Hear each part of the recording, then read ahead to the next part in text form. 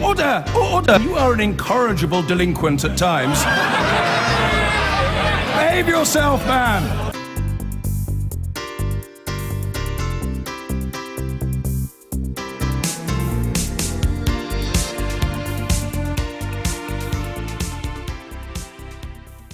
The body which represents the British car industry says only continued membership of the European single market can guarantee its future. It's the starkest warning yet from a major trade association on the possible effect of Brexit. Well, the car industry contributes nearly £20 billion a year to the British economy, according to the Society of Motor Manufacturers and Traders. 160,000 people are directly employed, and nearly 80% of vehicles made in Britain are exported, with half ending up in the EU. Our business editor Simon Jack has sent us this report from the Paris Motor Show. A tour de France for the UK's car industry. Today, in the shadow of the Eiffel Tower, British-made cars from Aston Martin to Vauxhall were lined up alongside each other. But this was no showroom, this was to deliver a message. Only continued membership of the European single market can guarantee the success of the UK car industry. Future success and our current strength, and we're incredibly successful at the moment, that is under threat if we're not part of the single market. People will say we buy a lot of German cars. It's a very important market for foreign manufacturers. They would be crackers to get into a tit-for-tat tariff war.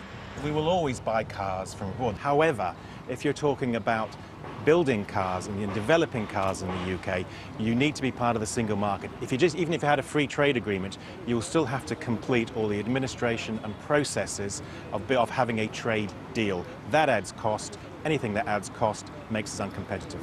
There's a trade-off. The biggest threat to UK automotive jobs is also the simplest and cleanest brake. Falling back on the rules of the World Trade Organization would place a tariff of 10% on cars and components, a terrible result, according to one of the UK's biggest car makers. Yes, in the worst case, if we were to introduce duties, and if we would have, say, 10% duties to pay on parts, for instance, that would be something that customers would have to pay. It would potentially affect jobs. Now, publicly, the big companies are saying, let's wait and see. But privately, behind closed doors, like here at the Eiffel Tower, they are worried that the perceived increased probability of a hard Brexit, that is out of the European single market, could mean tariffs, it could mean a restriction on the movement of people, or both.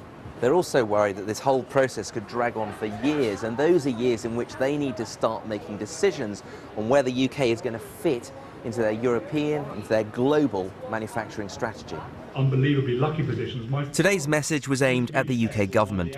Trade Minister Mark Garnier said he understood the concerns, but he didn't seem to be able to offer much reassurance. Well, we can't guarantee anything, but as I say, we're not going to provide a running commentary on what X is going to look like. But there are elements that we need to protect. And in the case of the automotive sector, those things we must protect and try to achieve is zero tariff access. A demand to remain in the single market seems unrealistic, when even hoping for the desired clarity still seems a long way off. Simon Jack, BBC News, Paris. The German government is rumoured to be working on an emergency rescue plan for its biggest lender, Deutsche Bank, despite its own chief executive saying state aid was out of the question. Angela Merkel's government has also denied it's preparing to step in, despite fears that the bank cannot pay a $14 billion fine imposed by the US Justice Department for historic mis-selling. Well, our business correspondent, Helia Ibrahimi, is here. What's gone wrong with Deutsche Bank? Well, rewind back to 2008, right in the eye of the storm, and the chief executive then said the bank would be ashamed to take any government money. But the truth is, it should have been rescued 8 years ago. Now it's this political football with massive implications for Germany, for Europe's economy.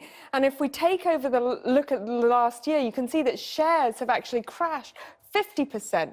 Meanwhile, short positions, now these are the bets hedge funds make against shares, they've spiked right up. So here you have Deutsche, the pillar of post-war German economic strength, completely undermined by fears, can't pay its debts, it's going to ask investors for money to pay these fines, and ultimately that Merkel will have to capitulate and bail out the bank. And how serious is all this for all of us? Well, let's look at something called CDS. You may remember these from the financial crisis. They're, in effect, the insurance against default. And Deutsche Bank's CDS trading now above 500 basis points.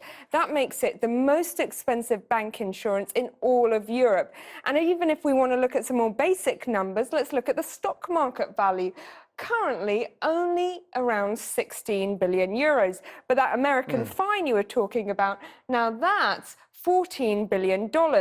A lot of people saying that number is suspiciously similar to the 14 billion fine that European authorities leveled against American company Apple.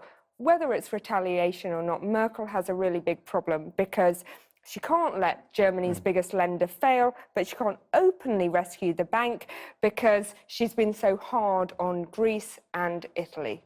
Elliot, thanks very much.